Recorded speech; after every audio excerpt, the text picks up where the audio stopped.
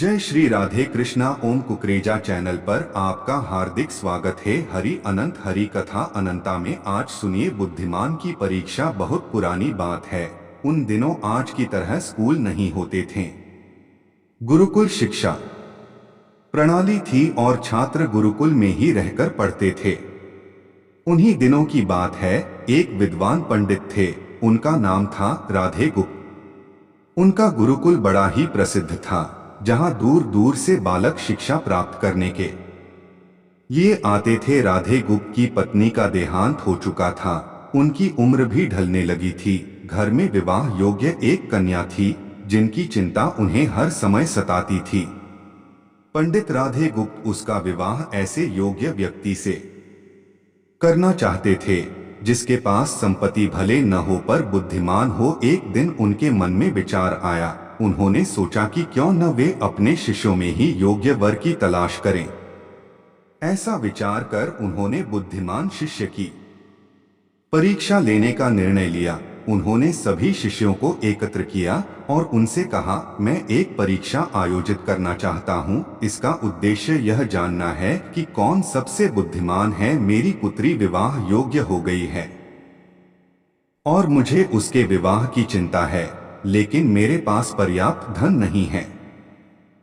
इसलिए मैं चाहता हूं कि सभी शिष्य विवाह में लगने वाली सामग्री एकत्र करें, भले ही इसके लिए चोरी का रास्ता क्यों न चुनना पड़े।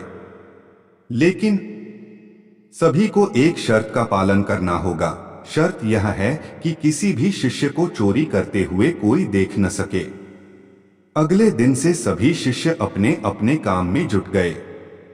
हर दिन कोई न कोई शिष्य अलग अलग तरह की वस्तुएं चुराकर ला रहा था और गुरुजी को दे रहा था। राधे गुप्त उन वस्तुओं को सुरक्षित स्थान पर रखते जा रहे थे, क्योंकि परीक्षा के बाद उन्हें सभी वस्तुएं उनके मालिक को वापस करनी थी। परीक्षा से वे यही जानना चाहते थे कि कौन सा शिष्य उनकी बेटी से विवाह करने योग्य है।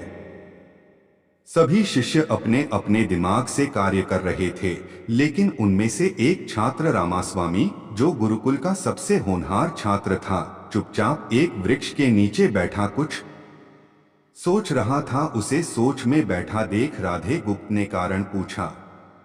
रामास्वामी ने बताया, आपने परीक्षा की शर्त के रूप में कहा था कि चोरी करते समय कोई देख न सके, लेकिन जब हम चोरी करते हैं तब हमारी अंतरात्मा तो सब देखती है। हम खुद से उसे छिपा नहीं सकते। इसका अर्थ यही हुआ न कि चोरी करना व्यर्थ है। उसकी बात सुनकर राधे गुप्त का चेहरा प्रसन्नता से खिल उठा। उन्होंने उसी समय सभी शिष्यों को एकत्र किया और उनसे पूछा, आप सबने चोरी की? क्या किसी ने देखा? सभी ने इनकार में सिर हिलाया। तब राधे गुप्त बोले, बच्चों, क्या आप अपने अंतर्मन से भी इस चोरी को छुपा सके? इतना सुनते ही सभी बच्चों ने सिर झुका लिया। इस तरह गुरुजी को अपनी पुत्री के लिए योग्य और बुद्धिमान वर मिल गया। उन्होंने रामास्वामी के साथ अपनी पुत्री का विवाह कर दिया। साथ ही शिष्यों द्वारा चुराई गई वस्तुएं उनके मालिकों को वापस कर बड़ी विनम्रता से क्षमा मांग ली। शिक्षा, इस प्रसंग से यह शिक्षा मिलती है कि कोई भी कार्य अंतर्मन से छिपा नहीं रहता और अंतर्मन ही व्यक्ति को सही रास्ता दिखाता है। इसलिए मनुष्य को कोई भी कार्य करते समय अपने मन को जरूर टटोलना चाहिए, क्योंकि मन सत्य का ही साथ देता है। जय श्री राधे कृष्णा।